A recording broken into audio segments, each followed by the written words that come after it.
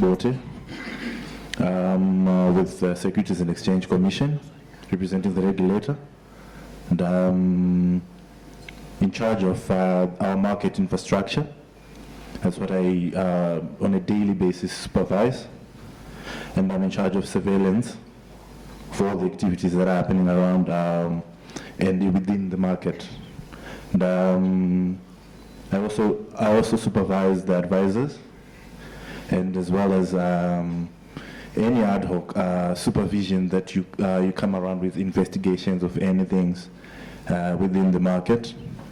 I think that's just around it. Fantastic. I mean, that's a nice rounded introduction. Are we safe here with the supervisor around us, watching us? You know, when you're with the supervisor, you're wondering how much they know about you, eh?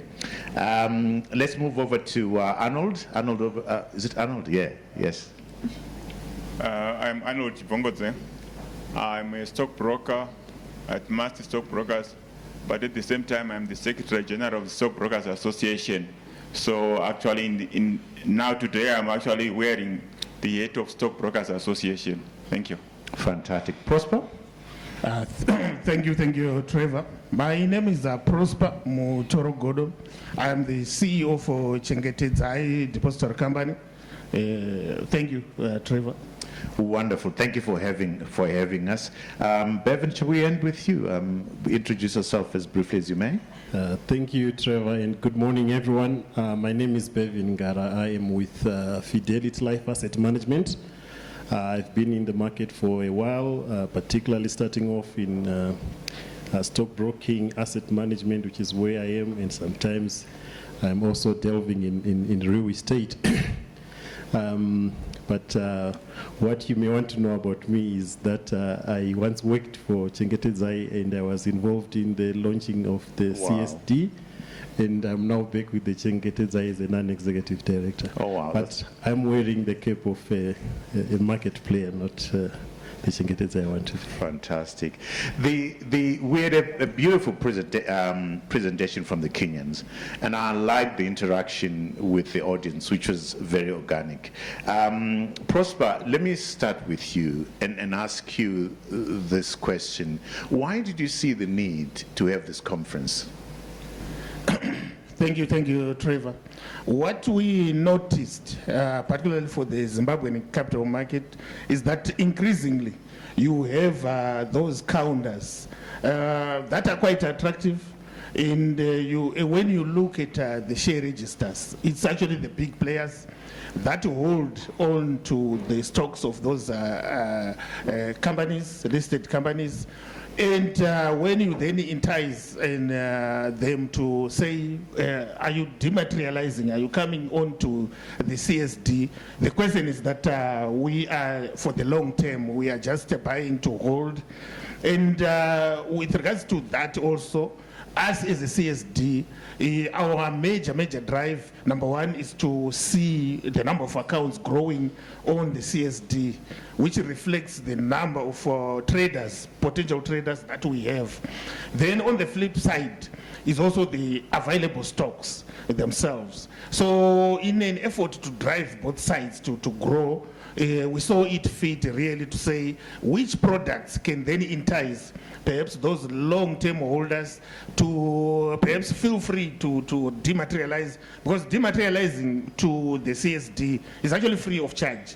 But then some just feel perhaps it's not for any good reason, perhaps in the short term. So that was one of the major reasons, really.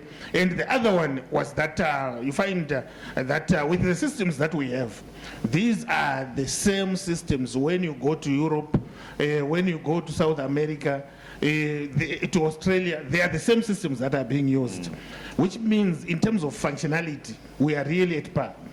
All the products that you hear of the derivatives, securities lending and borrowing, and so forth, they are there in the system. We have actually been given by the system vendor to say, utilize.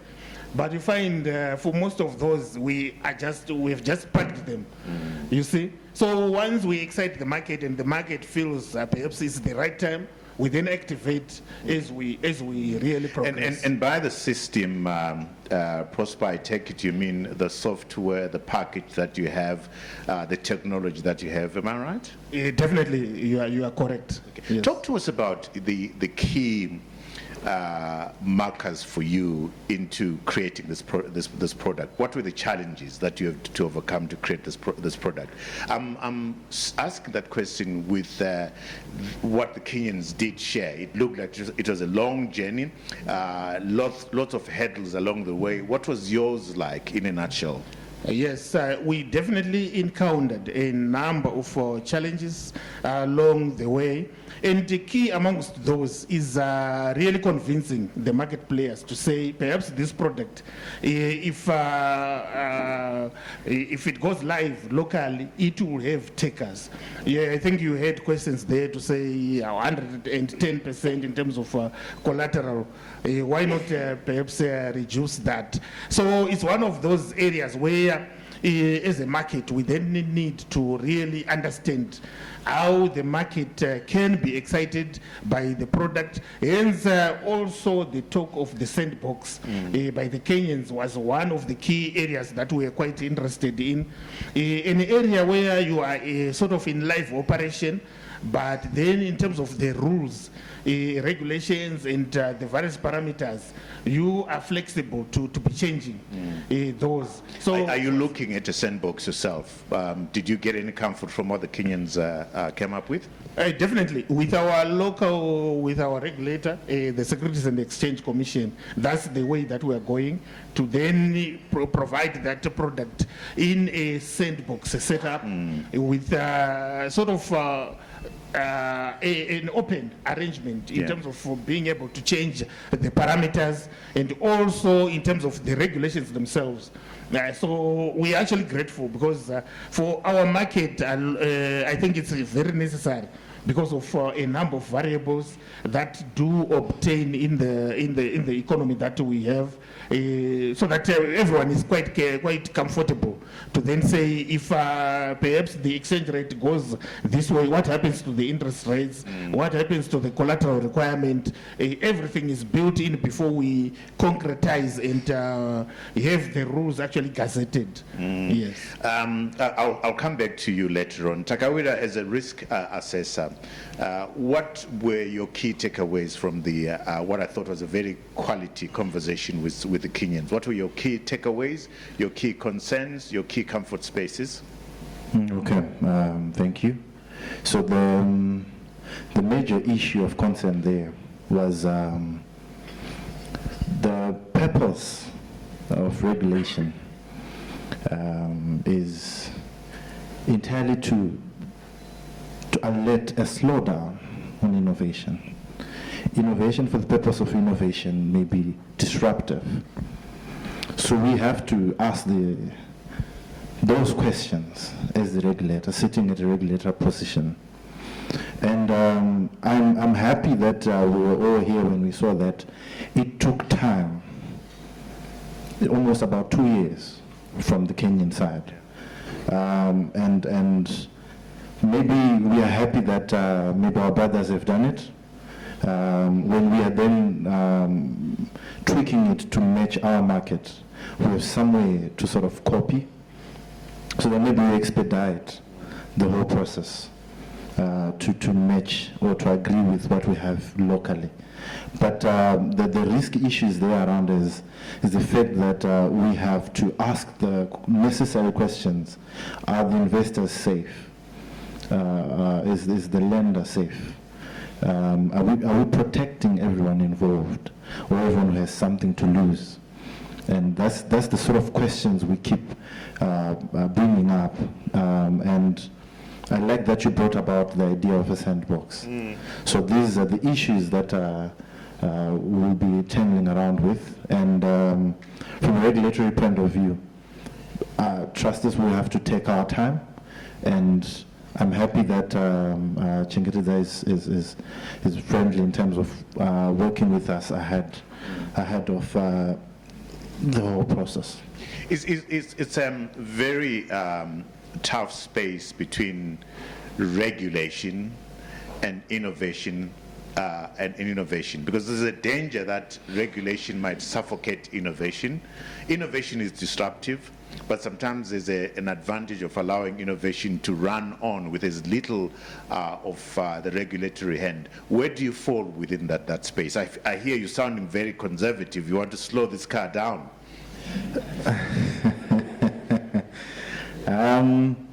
So let me answer you like this. We've taken a very deliberate thrust in our approach. We will not claim monopoly over information.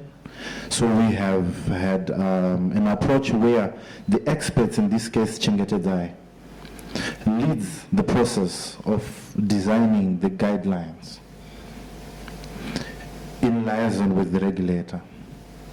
We are just saying, you guys have done the extensive research, you guys know your people, you guys know your counterparts in other jurisdictions. How have they gone about it? As we are doing our research on our side.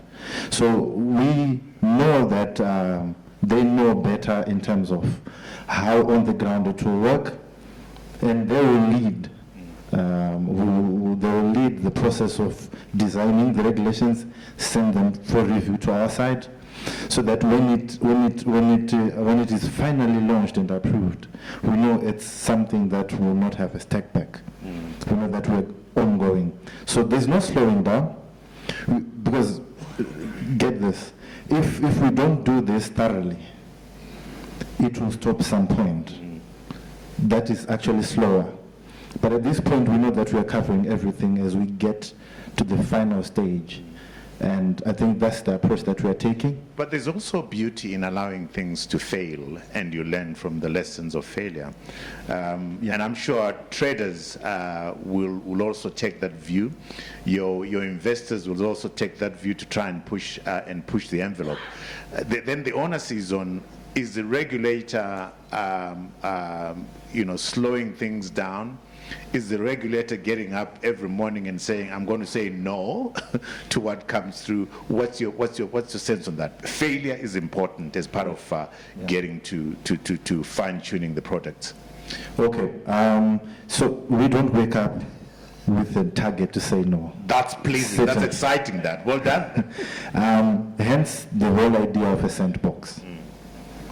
We just want people to fail in not that we want them to fail, we say if you were going to fail, let it be in a controlled environment where the impact is not going to affect the whole market, because it could have a dominoes effect. So we are saying, let's go forward, but maybe in a sandbox first, and then we test everything. We test every iteration, we test every scenario.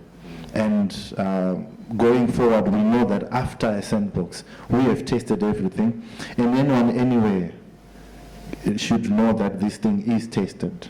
So the sandbox will come to answer the issue of. Wonderful. Thank you so much, Takawira. Bevan, you're back with Chengetedzai, having walked the journey of creating this product. Listening to the Kenyans, what were your key takeaways? I'm sure you said we've been there, we experienced that. What were your key takeaways in terms of the negatives and the positives from their journey and experience? Thank you, Trevor. So what I like the most about the Kenyan environment is that when the depository was being implemented in Zimbabwe, there was a lot of borrowing of the processes and stuff from Kenya. Right.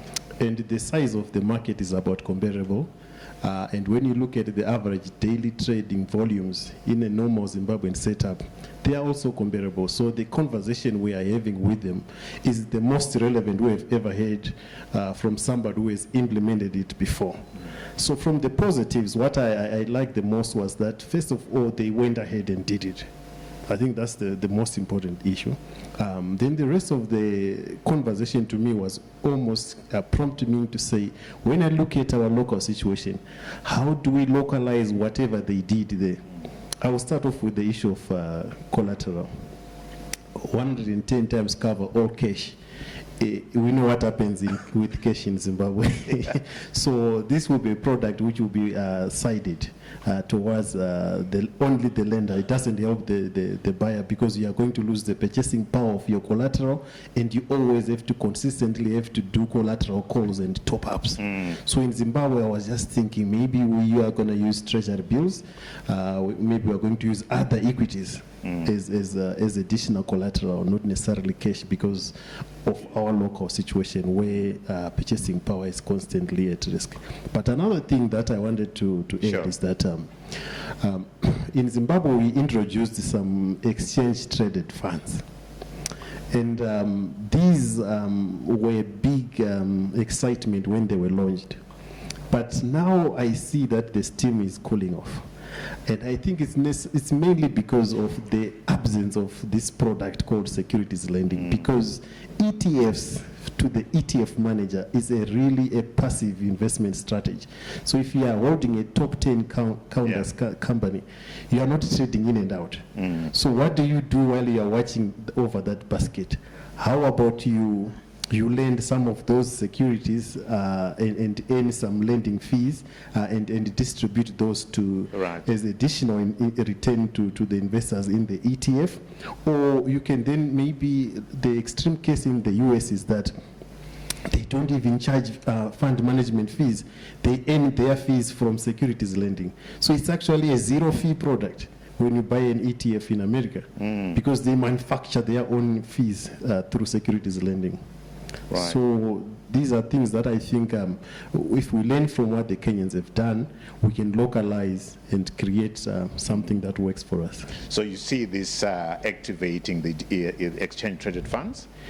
Yes, I think this was one of the missing links Okay. in the ETFs space, because people then say, okay, I bought the ETF and I go to sleep, then what? And then there was not any incremental advantages of being in an ETF besides it being a diversified passive fund.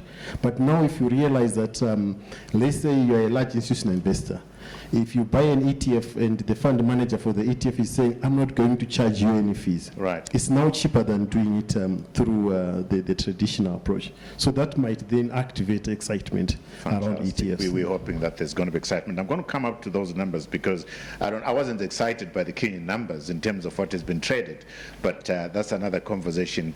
Arnold, you are Secretary General of the Stockbrokers Association. What does this mean to you? What does this product mean to you in the first instance? And secondly, what takeaways did you get from the Kenyan conversation? Thank you, Trevor. For our constituency, this product is very important. Important in the sense that when you look at the market today, there is very little liquidity. Even the turnovers are coming down every day. So what it means is that there are two takeaways from the Kenya market, which we are not doing at the moment.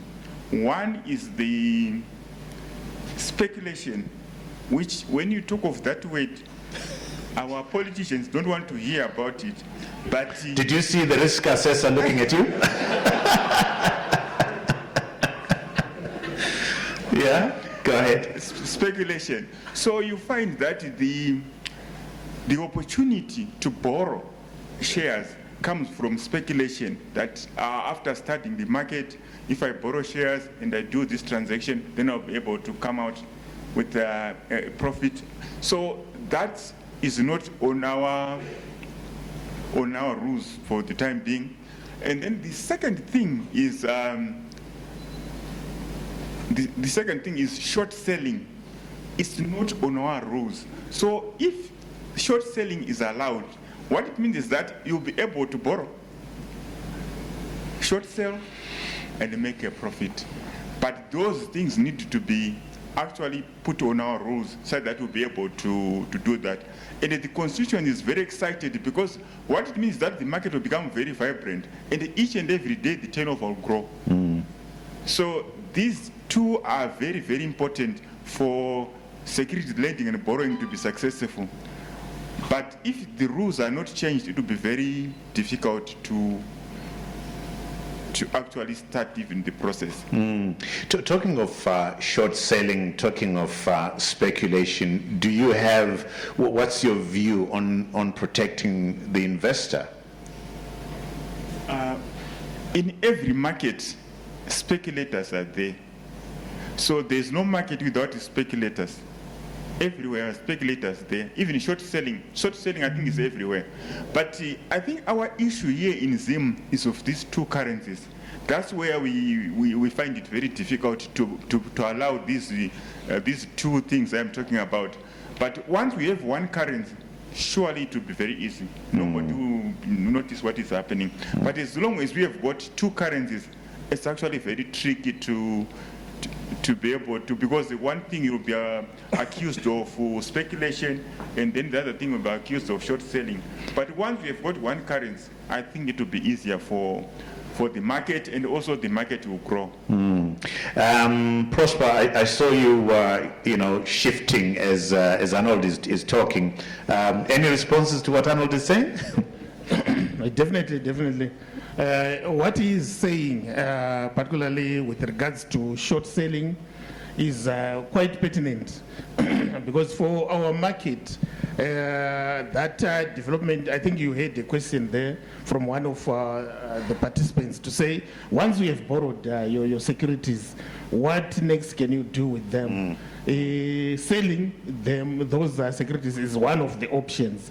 So as a market, we then need to make a decision to say, at what point really do we allow such a practice for a borrower to then sell, or even for a borrower to go ahead and even lend again. So yeah, it's quite pertinent, and it's good that it's coming from the practitioners in the market themselves.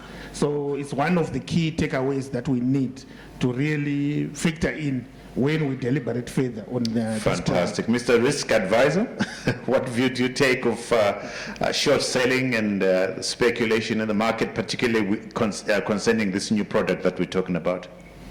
So I'll be very careful in answering this one. These gentlemen that are sitting with me here, they know that we are in conversation with them around these issues to do with rules. So just to be clear, the regulator is very aware of these issues. And the necessary steps are being taken at a fairly very high level. And maybe in due course, many or most of these issues will be addressed. But as it stands, we have what we have. And we are happy with this product, which is likely to deepen our markets. Yes, the issue of liquidity is a concern. And I believe this, like what I had raised around the issue of ETFs. Yeah. I understand that with this product, many of these issues will be addressed, and one product at a time, or just making sure that all the right questions are asked and have the right answers. One product at a time. Are we ever going to do this thing? We are, definitely. All right. Certainly all in due course, so that we won't have issues. The whole idea is when the market has issues, Yeah. I'm happy that the Ministry of Finance was here. I'm not sure if it's still around. The hammer will always fall on the regulator. What are you doing? Were you not seeing these issues? So we have to ask the right questions, because whenever the hammer comes, from wherever it comes from, it falls on the regulator direct.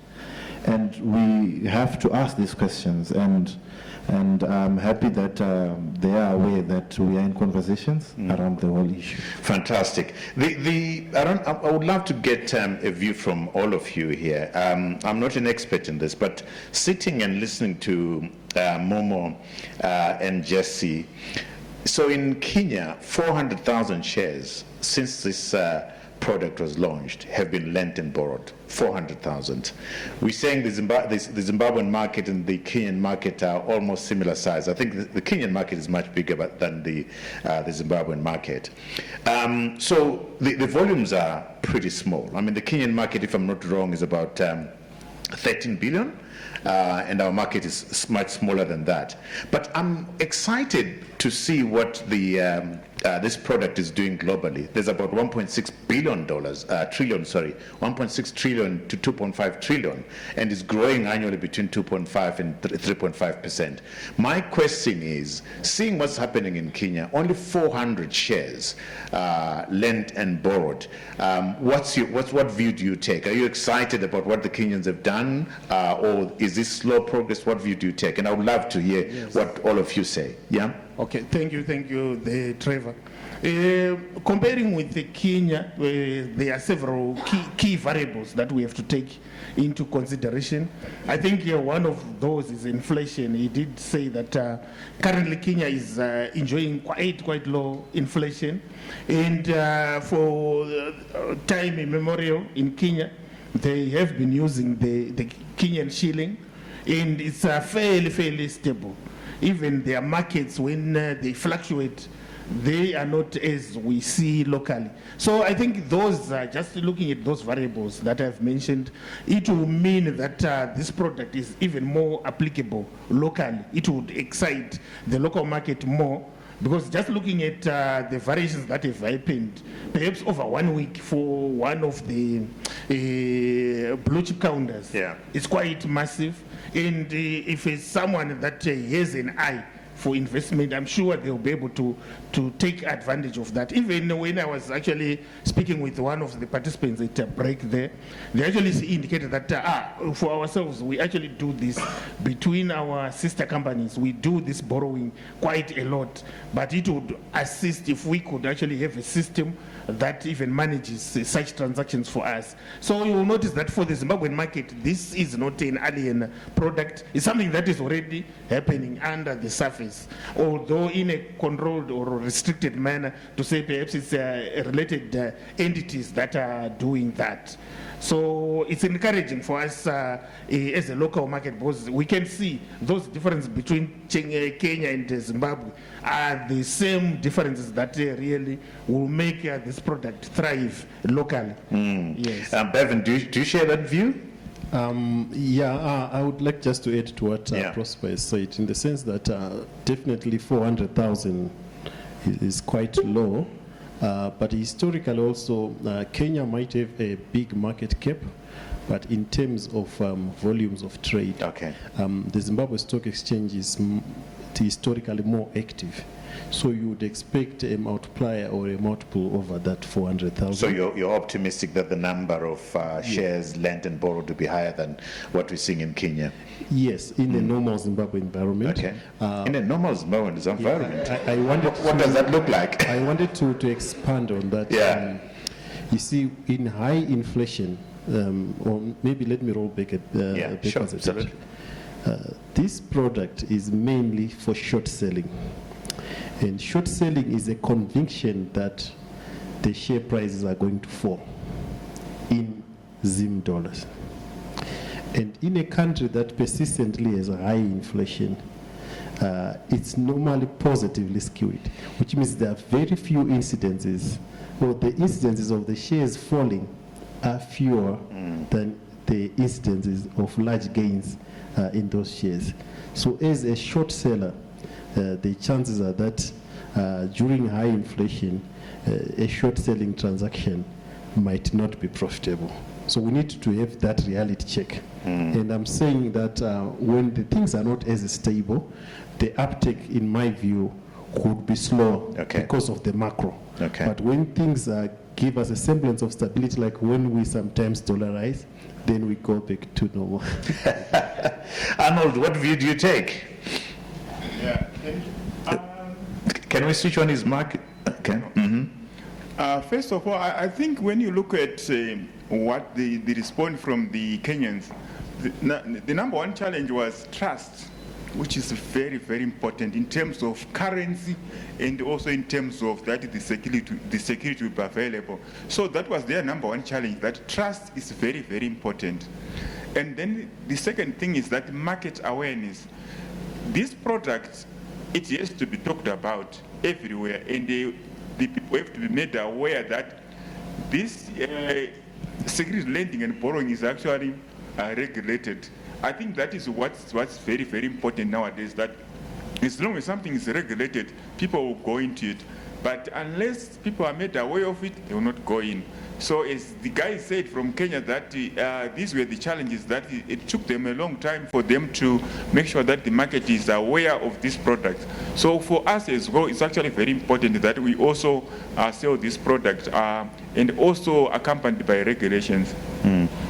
Prosper, I'll come to you. In terms of technology, how firm are we with the fact that we're in a good space, tailwinds or headwinds, we should be able to deal with whatever comes to us? This is a sophisticated product. It requires that you be on top of the situation as far as technology and innovation is concerned. How well placed are you with that? Thank you, Trevor, for that question. You find that technologically, Chengetedza is quite geared for this product. Why? I'll just give you an example. When we were at the during the COVID period, Right. the market really stopped working because of this technology that is in place. Straight away, people knew that we should switch to connecting from wherever you are. Some would connect from home, some even that could go to their offices. And settlement, everything was actually happening because the infrastructure is already there. Right. So when we talk of securities lending and borrowing, it's coming to sit on that platform that is already operational.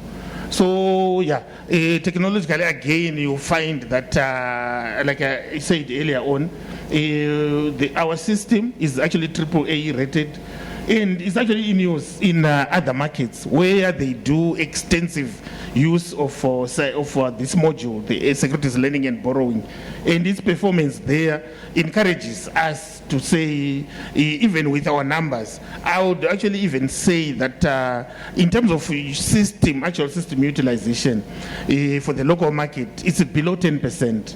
For the capacity that that system could carry.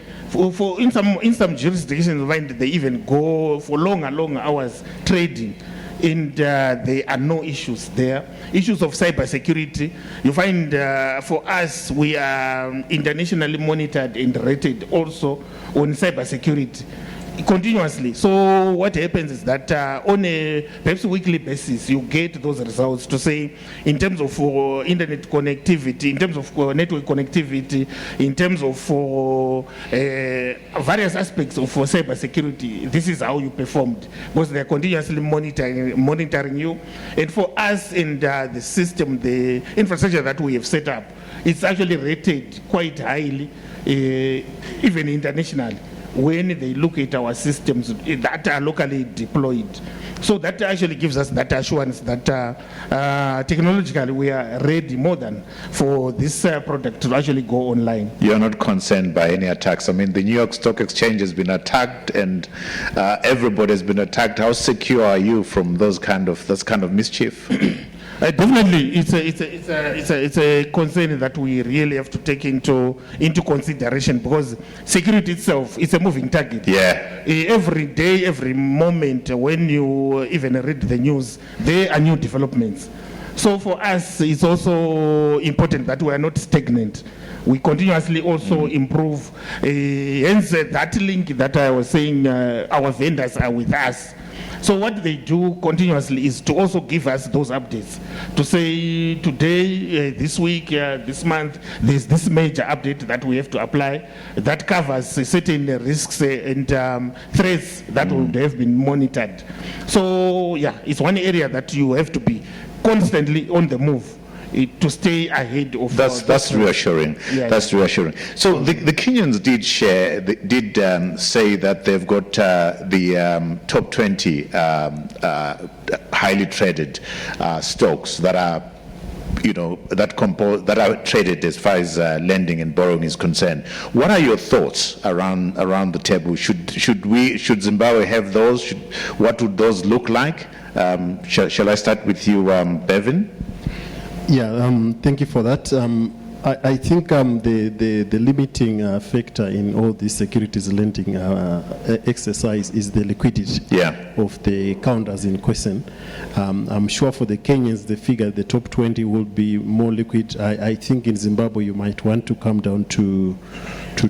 top 10, but you might even have to go more scientific. You might have counters that have slightly lower market cap, but that trade more frequently. So maybe we might go by... Are those conversations that we've had? Have we had those conversations? I think as they talk to us market participants, we'll be able to help with that input, because I think what is critical is turnover ratio. How often does that counter trade? So it might be a smaller or a medium cap, which then disqualifies it from being in the top 10, but it trades more frequently. Arnold, what view do you take, Arnold? It sounds like it's an issue that we have not interrogated. What lessons are we learning from Kenya? Is it a top 10? Is it top 5? Is this a scientific way of discovering these? I think in our case, it's a question that most, as Bevan has been saying, that some of in the tier 2, tier 3 have not been trading much, because the holders of these securities, they don't know what to do with them except buy and hold like a building. So once there is that provision for buy and hold like a building, I like that. There's that provision to lend the securities, I think and then they realize that they are lending these securities, they will get them back. I think we'll start seeing more counters being active. I think that's the main reason why most of the counters are not active. Because when you look at our SIG market, maybe there are 2 counters which are active. When you look at the VFX, maybe there are 4 counters which are very active. So our kind of market is that people are buying to hold unless there's a trigger for something better to be invested into.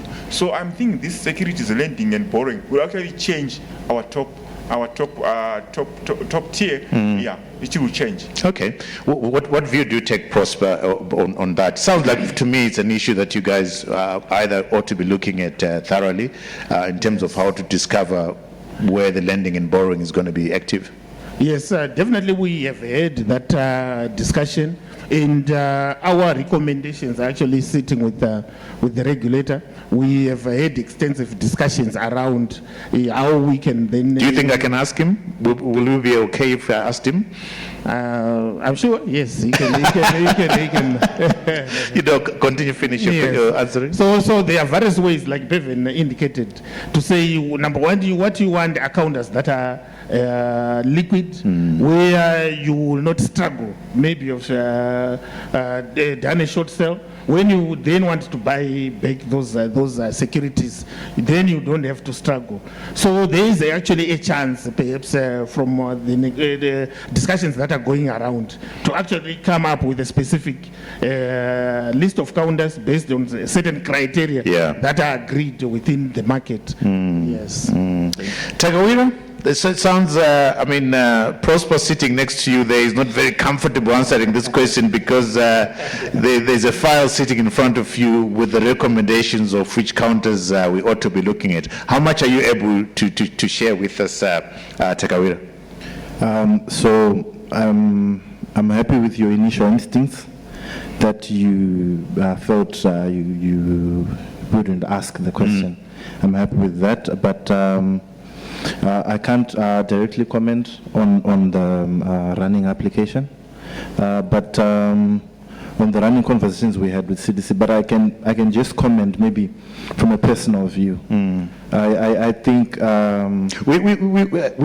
Takawira, we want to move the market sitting here.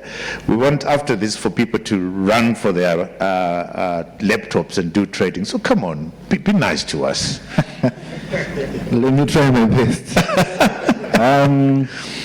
I would say let the borrower apply their strategy. Okay. I would prefer it that way. I believe the top 10 index that we have today, top 20, the medium small cap, is as a result of a number of factors. Yeah. And I personally believe that the SLB is going to change a lot of perspectives. That's around the interesting market. to hear. That's interesting to hear. Which means we should expect a change in those indices. We should expect a change in the liquidity turnover ratios. And if we then limit in hard concrete gazetted rules Yeah. a limit, we'll find that maybe we've shot ourselves in the foot, and we have a more liquid market, but the rules are prohibiting you from exercising on the change that has been brought about by the SLB. So I think a room where the borrower is allowed to exercise their strategy, which brought them to the whole SLB frontier, because they have a strategy in place. Wow. You know what I like about what you've just said is that it contradicts what you said when we started, when I was like, shouldn't you allow the market to innovate? And then you follow behind.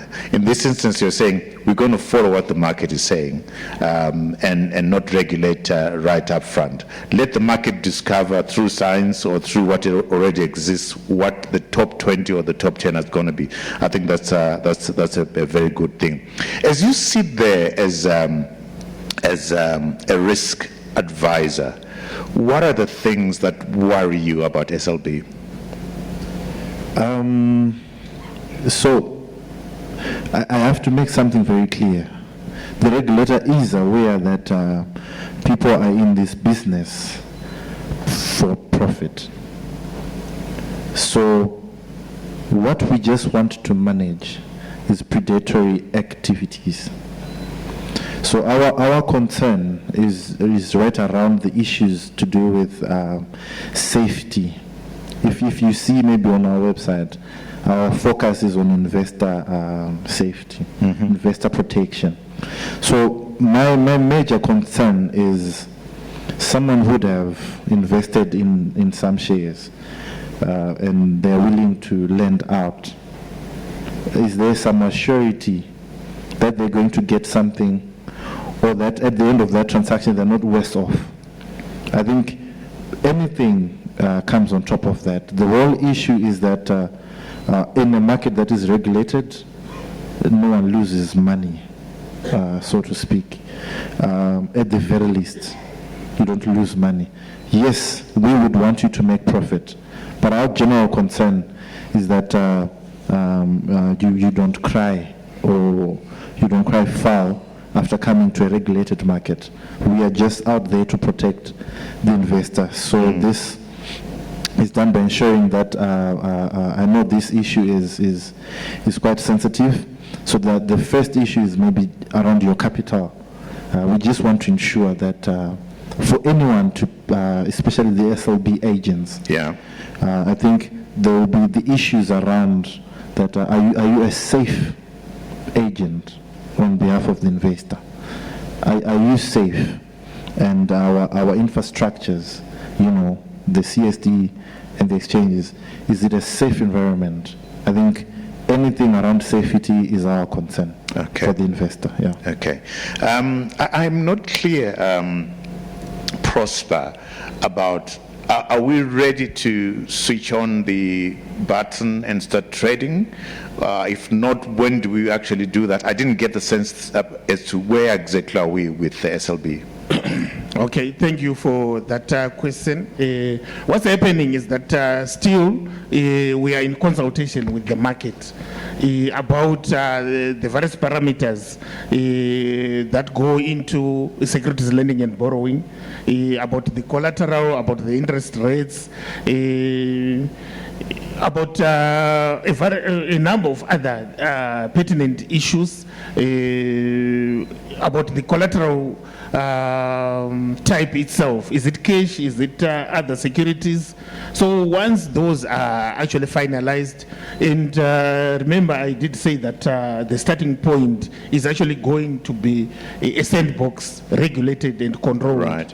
So once also that is... when do you see that happening? A sandbox, regulated and controlled, and then the launch, pressing the green button for us to go? When do you see that happening? I would say in the very short term, but it's still subject to regulatory approvals. So So yeah, like you said, Mr. Regulator, when do we start? Well, I mean, we've got the sandbox. We've got a sandbox happening, experimenting, innovation, controlled environment. The conversations are going on, but surely we can't be in conversation for a long time. When do we start? So I'll just take his answer and say in the very short term period. But what I can assure you is that the regulator is excited. We are just excited with caution. But we are excited. Cautiously excited. Cautiously How excited. does that look like? like so. Cautiously excited. Right. We want our markets to work. Sure. So we know that this thing is essential. So to be very frank with you, we can't at this point give you specific Sure. time periods, but just know that it is one of the things that we're looking at with utmost agency. Absolutely. Bevan, are you cautiously excited or very excited? What's your degree of excitement? I was very excited before we started having this conversation. So this conversation has been good then, hey? But now I'm worried. You're now worried. Yes, because it appears that we are waiting for the perfect product. And my fears are that it might be over-regulated and restrictive for people to do it. I believe in what they mainly call minimum viable product. Why don't the CDC and regulators consider a bilateral kind of platform where those that are ready now can go into a securities lending arrangement? These are obviously big institutional players. They know how to manage their risks. They know what they are doing. And then we slowly craft rules that are informed by what we are learning from early science. I think that this product, especially when I was seeing the Kenya one, some of the restrictions that I saw there, I think that could be the reason why the trades are as little as 400,000. Wow, fascinating, isn't it? Mr. Regulator and Mr. Operator, you're on the spot. This man was excited before we sat down, but hearing what you're saying, you've dampened his excitement. Prosper? yes, I would definitely. Imagine the regulator is not in the room. Just say what you want. I would definitely go with the Bevan there, but also understanding the regulator, where they are actually coming from. I'm sure you are aware that our market is a place where even the stock market can actually be closed for whatever reason. So we don't want to give perhaps reasons for why the stock market can actually Wow, be closed. we are into sticky territory right now, eh? Mr. Regulator, you've dampened his excitement. I mean, the point that Prosper raises right now is even much more frightening. But let's stay positive. This is a great product. What's your response to Bevan's concerns about? I mean, perhaps not so much the concerns, but his suggestion. Why not start with a bilateral environment that then graduates and lends before we get on to screen trading? Okay. So my initial response to that is I would like to remind or bring back the presentations from Kenya. Yeah. It also took time for them to get to where they are, and we are talking years. The product was initiated as a concept in 2016, thereabouts, and then for the rules to come out, it took time.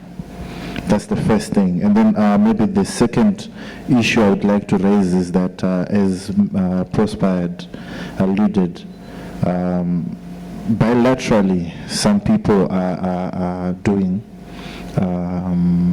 transactions where maybe related parties could lend some shares. We have a net-off facility and settlement of charges Right. around. And depending maybe on your negotiation skills or your marketing to someone who's holding the shares as we speak, that you have a strategy that might work. It's something that is allowed in what we already have.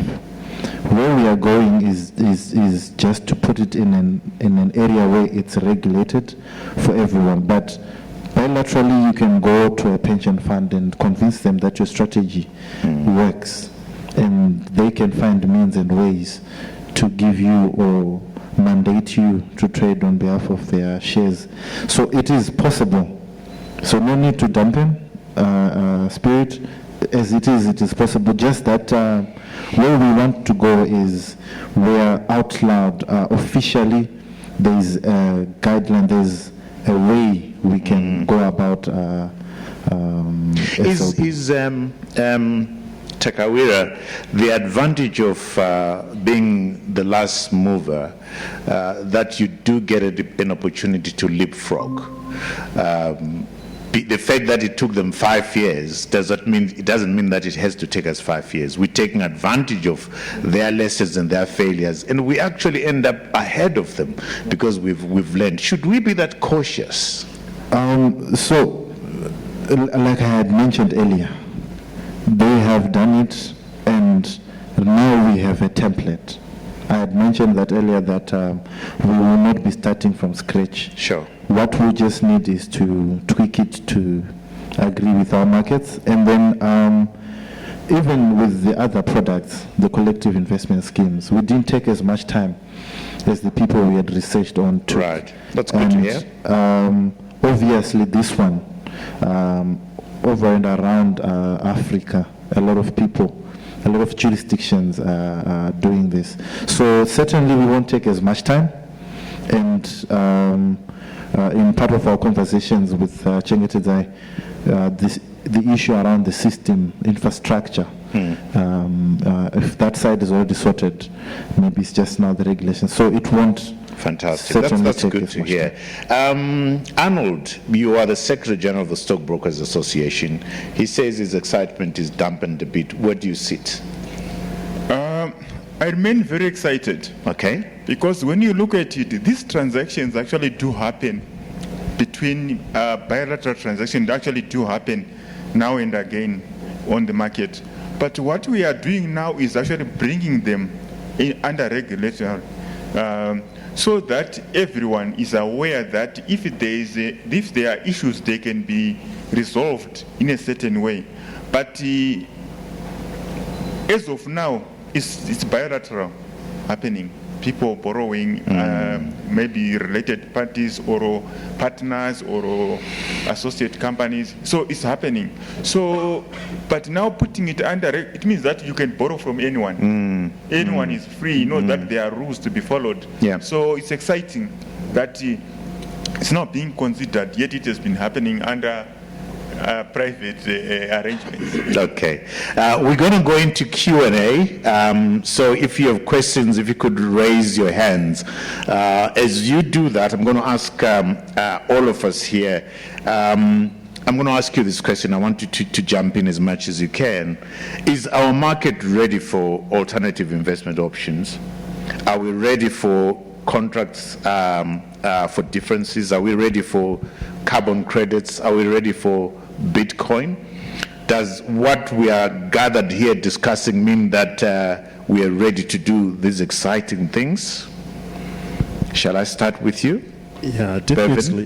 Definitely. When you look at, suppose, carbon trading, Yeah. I think that one, the market is ready. The government has actually put out some legislation around how to do carbon trading. Are we trading already? I understand people that are particularly playing in the field of tree plantations are already starting to play. Right now, if you put 1,000 hectares of trees, you earn some carbon credits that you can trade outside the country.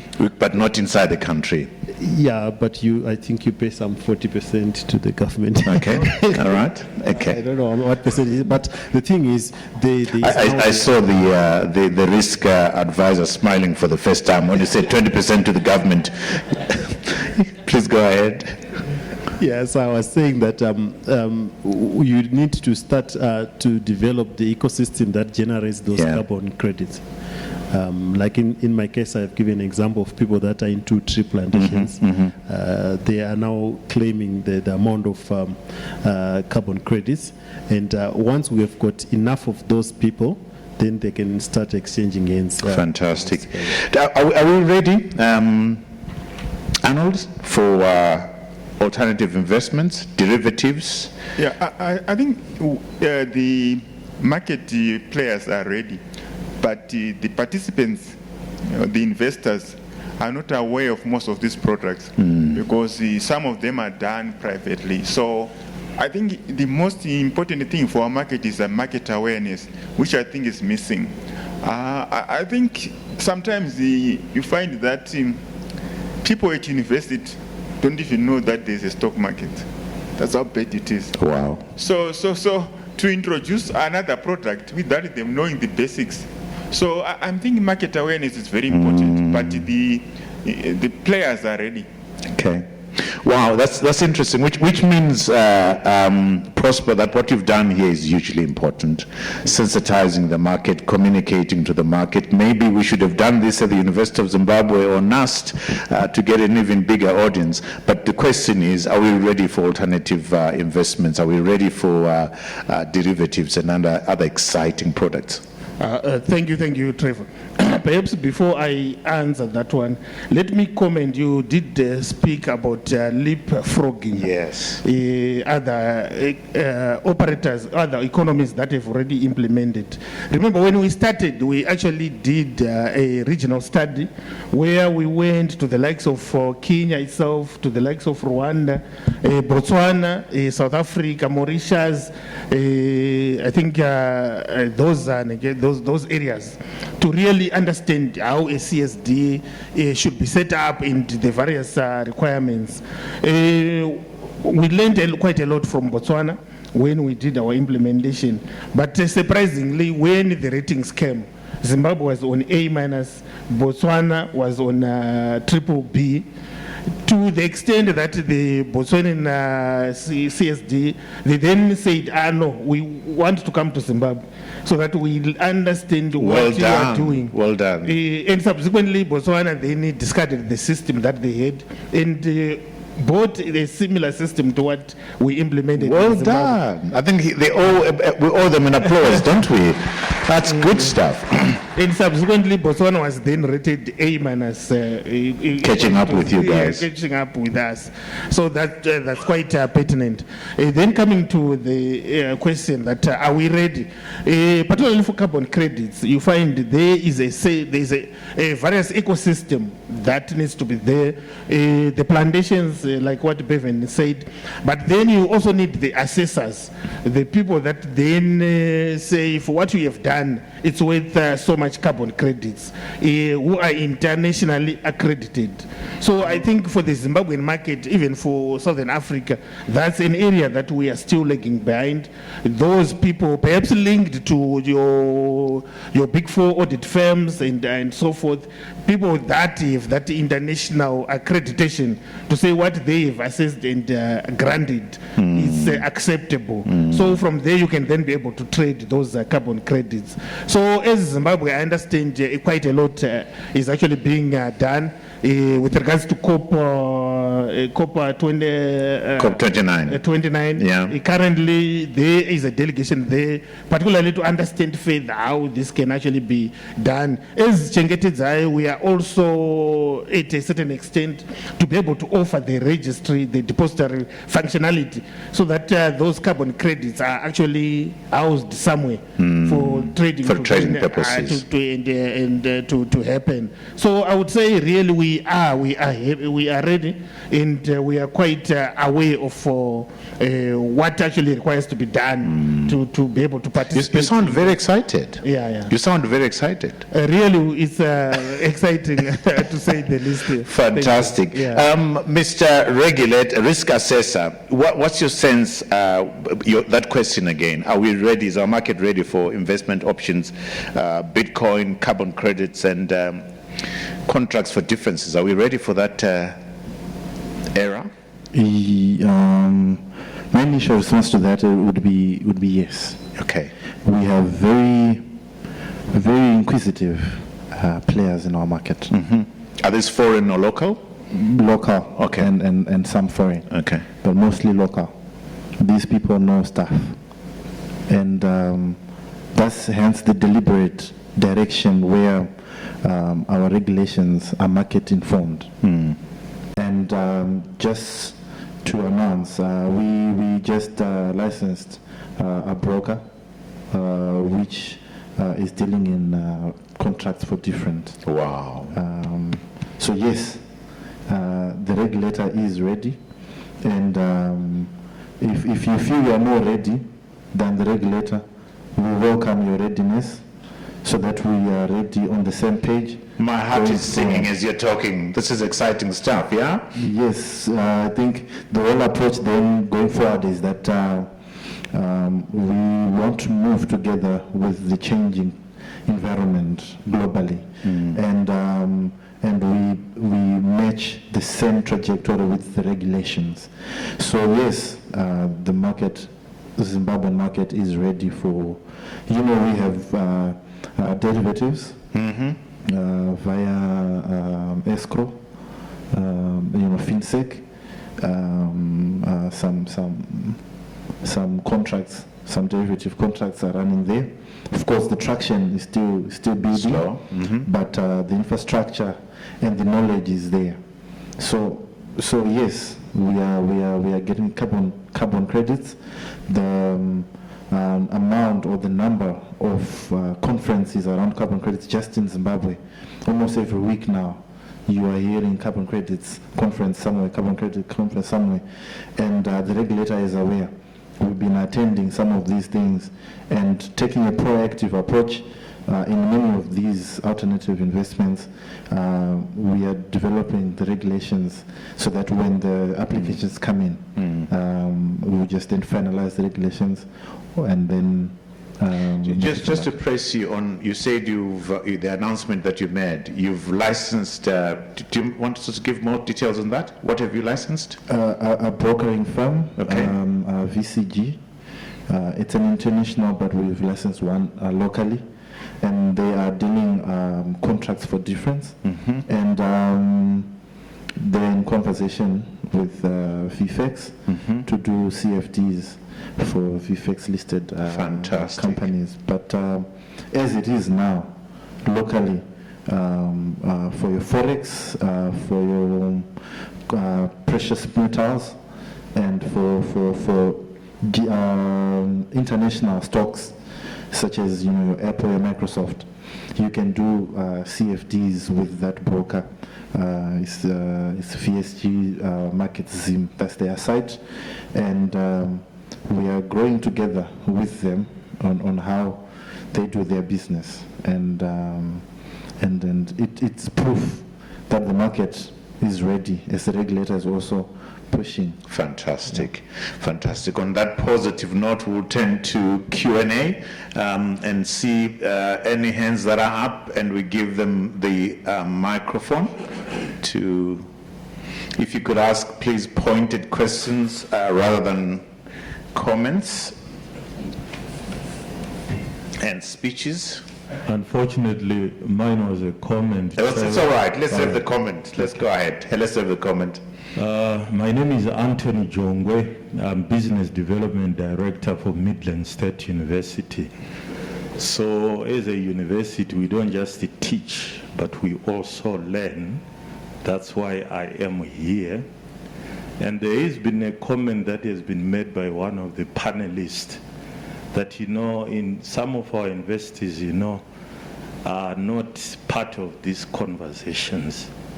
But as Midland State University, we are interested in understanding all these debates that are happening. So we would like to welcome you in conversation with Trevor and Chengete Zai Depository Company to come and visit our beautiful campus in Gweru and engage as part of deepening the conversations on this important thing. Thank you. I am taking it up, but I don't know about you. Shall we go there? Definitely. It's something that we'll take up. Thank you for that comment, Mr. Jongwe. Excellent idea. Any other comments? Yeah, we'll take comments as long as they're brief. Invictus, my friend from Invictus up there. Yes. Oh, there's a mic out there. Sorry, my apologies. No, thank you. It's a bit of both. So one of the things that drives this product is market volatility. And I haven't heard any discussion around day tripping. We should probably bring this product into a more active space. And I would also want to disagree with the approach of dealing with the institutional investor first. I think you are better off dealing with the smaller investor, doing lots of small lending contracts and allowing these to inform decisions going forward. Do you want to respond? Anybody wants to respond to that? I prefer taking one question at a time before we forget. Day tripping? Okay, I can take that one. You find it's a conversation that is already happening, wherein there is turnaround trading, such that within the same trading session, you are able to buy, and then perhaps after you have realized your gains, you actually sell.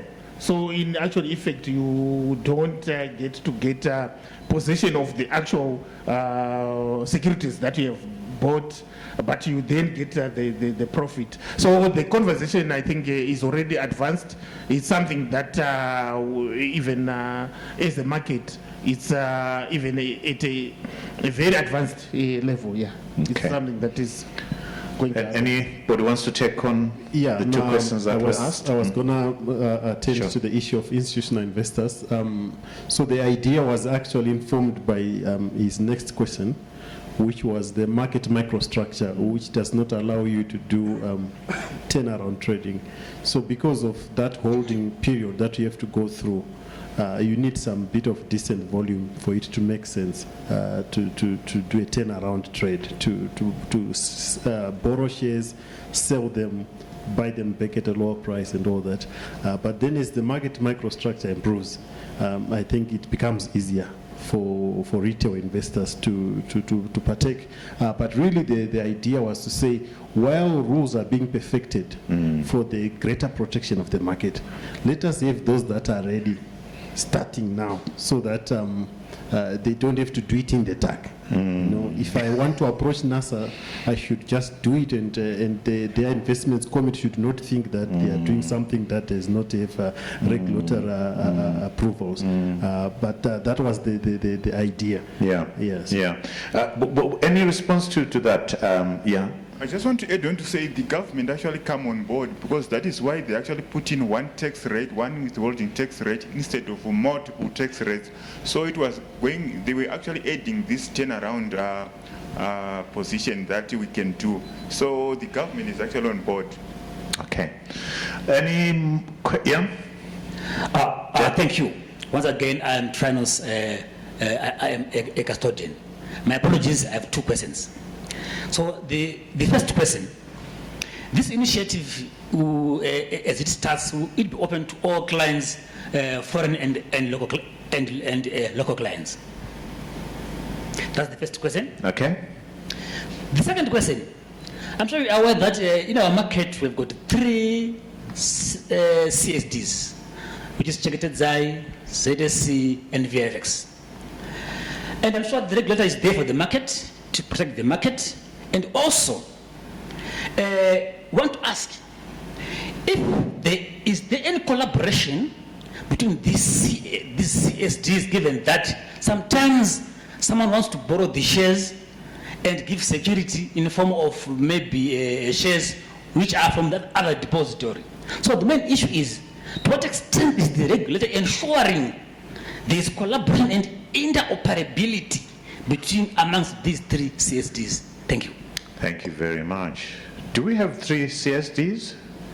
Or we've got one, which is Chenketedzai, and then two stock exchanges. I don't know, unless I don't quite understand this. Help me, please.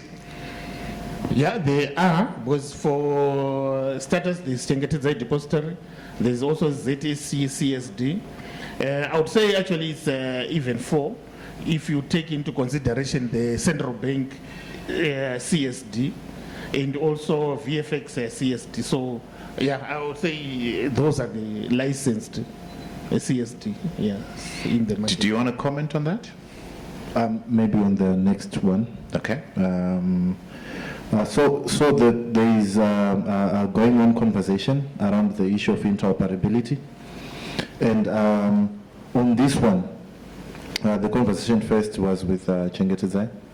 And efforts are being made so that everyone will be involved. But at this point, I can disclose that the conversation around interoperability is going on, and when the conversation finalizes, we will revert back. Prosper, if there are 4 CSDs, do they compete?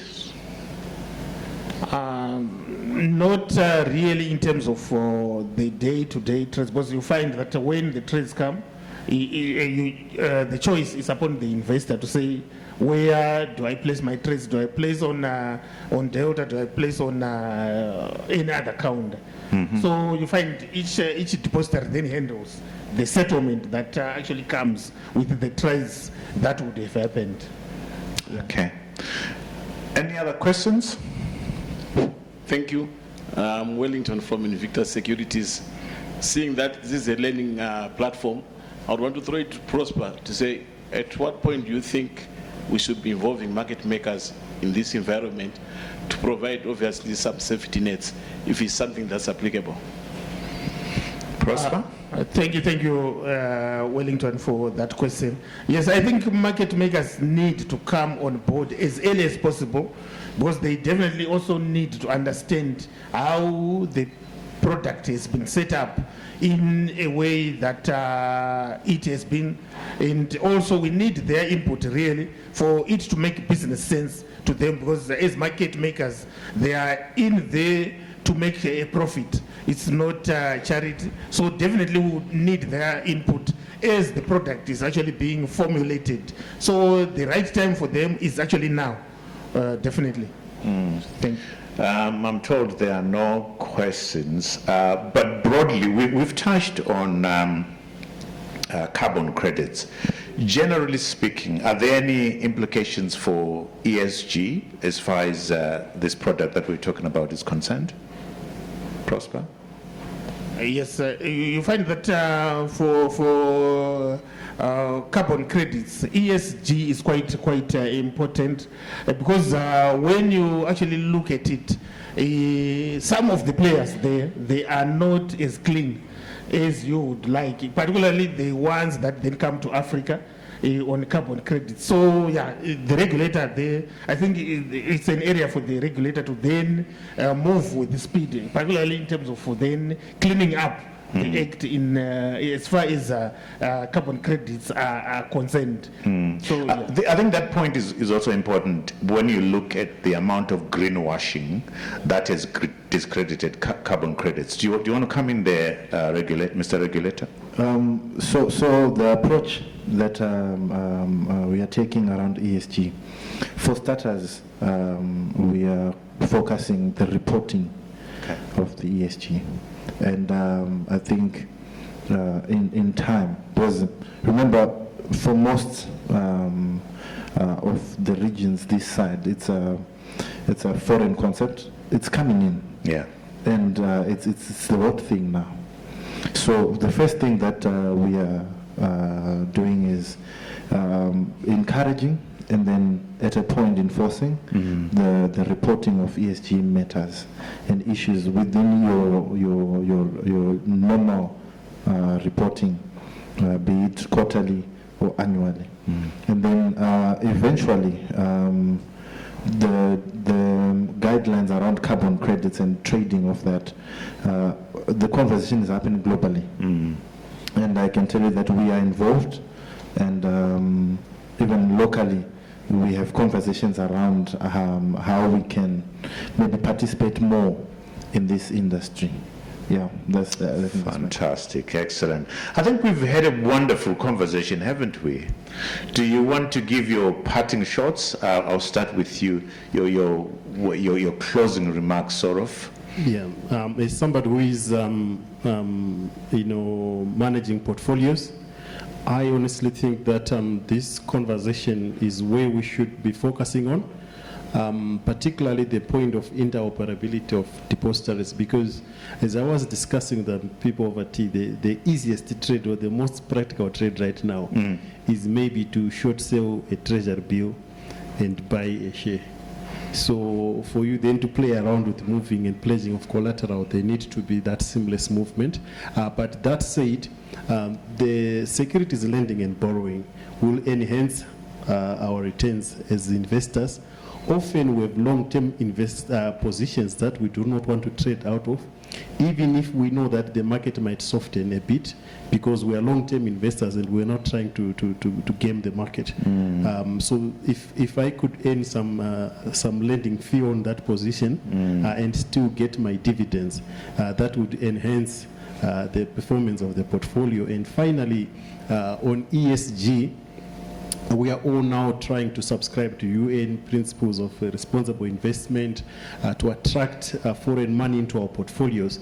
And indeed, we are incorporating ESG into our investment processes. So this conversation to me is happening at the right time, and we are now I'm excited. Excellent. I like your idea of short selling the treasury bill to buy something else. Over to you. Your closing remarks? Yeah.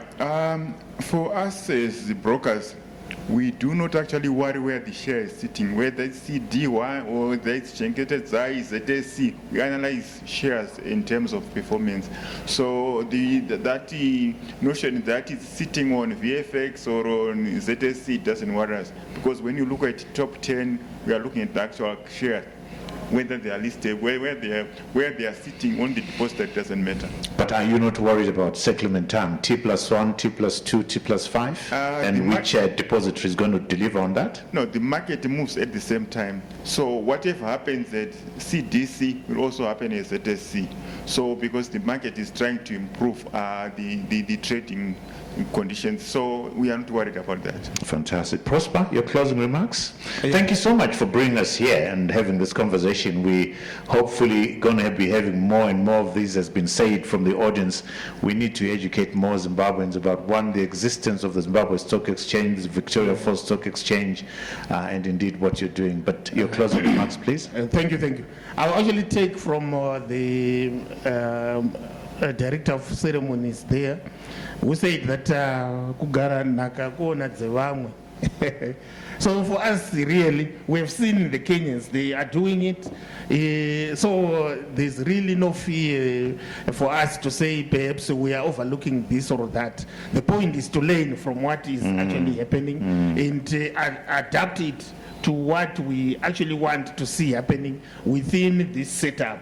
So that was the main purpose, to say, as a market, let's bring in the experts so that they ask directly from people who have done it, people who are still doing it, so that if there are any gray areas, even as we then perhaps do subsequent discussions, we have that background to say we have heard it from people who are actually doing it. So what are we going to do, particularly for our own local market? So we have begged you now to go to Takawira to say, you heard what they said in that room. It's not me who's saying it, eh? It's the people saying it, eh? Takawira, closing remarks?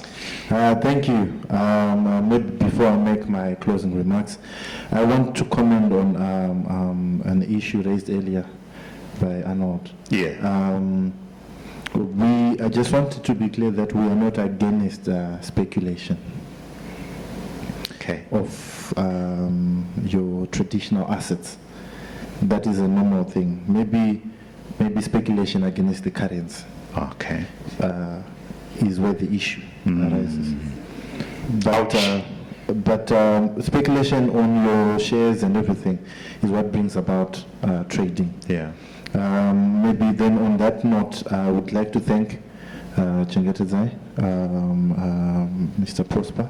Thank you for this SLB. I'm hopeful. We are hopeful from a regulatory point of view.